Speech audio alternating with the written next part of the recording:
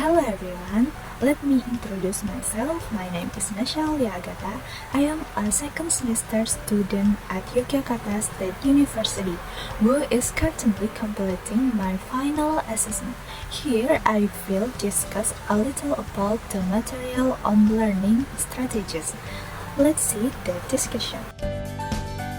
Materi yang akan saya bahas yaitu yang pertama, strategi pembelajaran langsung, yang kedua, metode strategi pembelajaran langsung, yang ketiga, penerapan metode tanya jawab dalam proses pembelajaran, yang keempat, design technology for the learning center paradigm of education, yang kelima, design instruction flipped classroom, yang keenam, design consideration for mobile learning, yang ketujuh yaitu design just-in-time introduction.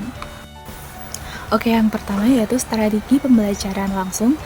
Definisi pembelajaran langsung ini yaitu merupakan sebuah pendekatan pembelajaran yang menempatkan guru sebagai pusat pengendali utama dalam proses pembelajaran.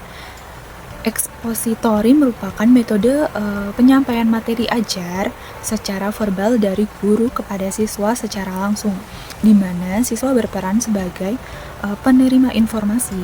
Jadi, strategi pembelajaran langsung merupakan strategi pembelajaran yang berpusat pada guru, di mana proses belajar diarahkan secara sistematis dan struktur untuk membantu siswa mencapai tujuan pembelajaran secara efisien. Nah, guru ini menyampaikan informasi atau materi pembelajaran secara langsung dan verbal kepada siswanya. Nah, yang kedua yaitu strategi pembelajaran langsung, merupakan salah satu metode yang dapat digunakan yaitu metode deskriptif kualitatif dengan pendekatan studi literatur. Proses penelitian studi literatur dilakukan dengan memanfaatkan basis data yang berasal dari sumber-sumber tulisan sebelumnya, seperti buku perpustakaan, kemudian untuk mengumpulkan data. Nah, melalui metode ini diharapkan peserta didik dapat mencapai target pembelajaran yang telah ditetapkan dalam proses pembelajaran, seperti pendekatan, tugas, kemudian penjelasan dan motivasi. Itu semua merupakan contoh dari metode pembelajaran secara langsung. Dalam strategi pembelajaran langsung ini terdapat kelebihan dan kekurangan. Kelebihan dari strategi pembelajaran langsung ini merupakan efektif untuk semua siswa dan juga meningkatkan pemahaman konsep dasar, mudah untuk diukur keberhasilannya, kemudian cocok untuk mata pembelajaran yang akademik. Selanjutnya ada kekurangannya yaitu kurangnya fleksibel serta kurang mendorong keaktivitasan siswa.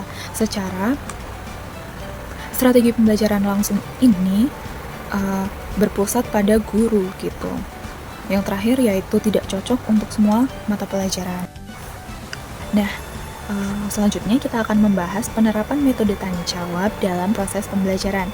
Metode pembelajaran merupakan suatu cara terstruktur yang digunakan oleh guru untuk menyampaikan materi pembelajaran kepada siswa dengan tujuan agar proses belajar mengajar berjalan efektif dan tujuan pembelajarannya dapat tercapai.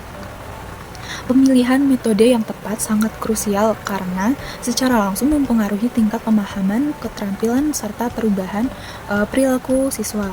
Dengan metode yang sesuai, siswa tidak hanya menerima informasi, tetapi juga aktif terlibat dalam proses pembelajaran, sehingga materi yang disampaikan lebih mudah diserap dan diingat.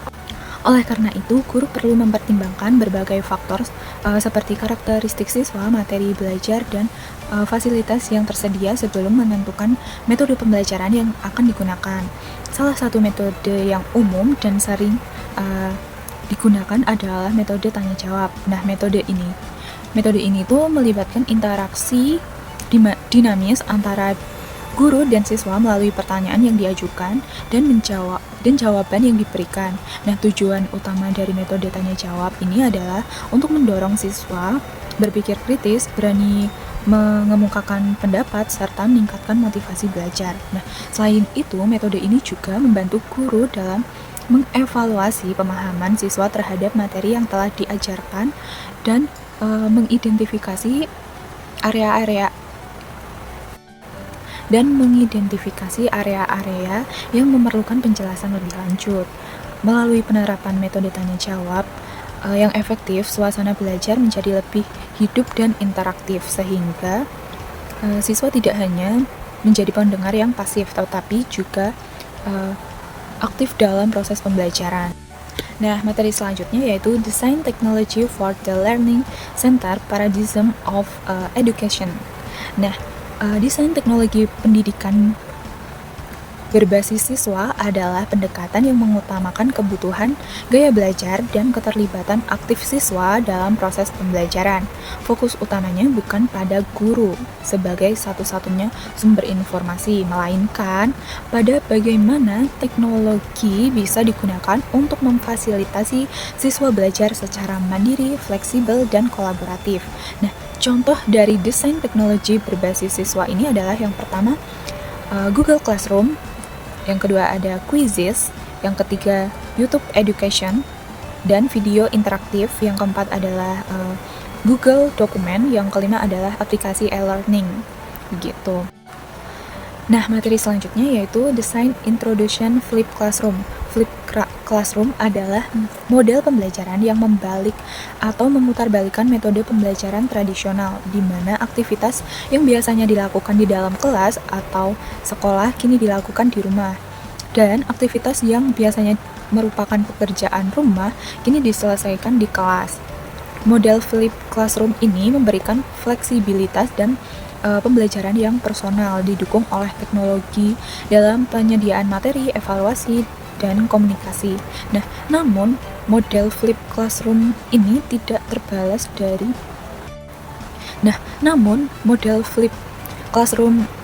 terlepas dari berbagai tantangan seperti kesiapan pengguna, akses teknologi, dan keterlibatan siswa perlu diatasi juga.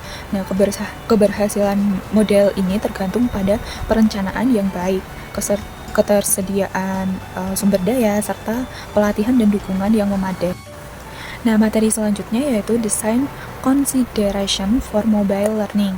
Mobile Learning adalah suatu model pembelajaran yang melibatkan perangkat atau device bergerak sehingga peserta didik dapat mengakses materi pembelajaran, petunjuk belajar, dan aplikasi pembelajaran tanpa dibatasi oleh ruang dan waktu.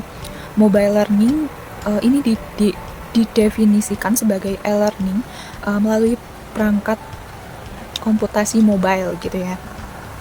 Nah, desain pembelajaran berbasis mobile learning merupakan inovasi dalam dunia pendidikan yang menawarkan berbagai keunggulan, di antara lain fleksibilitas dalam waktu dan tempat belajar, peningkatan motivasi melalui fitur interaktif, kemudian kemampuan personalisasi sesuai karakter peserta didik, efisiensi biaya operasional, serta dukungan terhadap kolaborasi daring, gitu. Nah, namun demikian, penerapannya juga menghadirkan sejumlah kendala ya, seperti potensi gangguan dari akses non-pembelajaran, ketergantungan pada perangkat, dan koneksi internet. Terbatasnya interaksi tatap muka juga dapat menyebabkan kendala ya, keterbatasan tampilan visual pada perangkat seluler, serta resiko ketergantungan terhadap teknologi. Nah, oleh karena itu, pengembangan desain pembelajaran mobile harus dilakukan secara komprehensif dengan memperhatikan aspek pedagogis, teknologi, serta kebutuhan dan karakteristik peserta didik. Pendekatan yang tepat dan bimbingan akan memastikan bahwa mobile learning tidak hanya efektif secara teknis, tetapi juga mendukung mencapai tujuan pembelajaran secara optimal dan berkelanjutan. Nah, materi yang terakhir yaitu Design Just-in-Time Instruction. Just-in-Time itu atau JITI ya, adalah pendekatan pembelajaran inovatif yang dirancang untuk memberikan instruksi dan materi kepada peserta didik yang disesuaikan dengan konteks belajar. JITI ini berfokus pada pembelajaran yang berpusat pada peserta didik. Kemudian bersifat adaptif dan memanfaatkan teknologi untuk menyampaikan materi secara langsung maupun tidak langsung. Penerapan JITI ini dapat meningkatkan motivasi, keterlibatan dan hasil belajar siswa karena materi yang disampaikan itu relevan dan sesuai dengan situasi yang dihadapi. Selain itu, JITI ini dapat mendukung pembelajaran yang aktif, mendorong siswa lebih bertanggung jawab atas proses belajarnya, dan memperkuat daya ingat.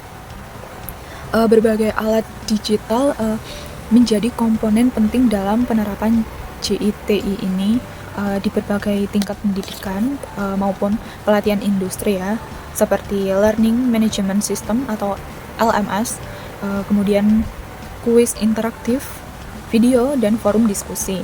Nah, namun penerapan JITI ini juga menghadapi berbagai tantangan seperti kesiapan teknologi, kemampuan guru dalam menganalisis kebutuhan yang tepat, serta perlunya penyesuaian budaya belajar. Nah, hal tersebut dapat diminimalisir dengan perencanaan yang baik dan dukungan teknologi yang memadai. JITI ini dapat diimplementasikan secara optimal untuk menciptakan proses pembelajaran yang lebih adaptif, relevan, dan memberikan dampak positif pada hasil belajar. Just in time ini mampu mengatasi keterbatasan metode tradisional dan mempercepat pemahaman konsep dan meningkatkan efisiensi pembelajaran secara signifikan. Okay, that's all I can say. Thanks for listening and see you later.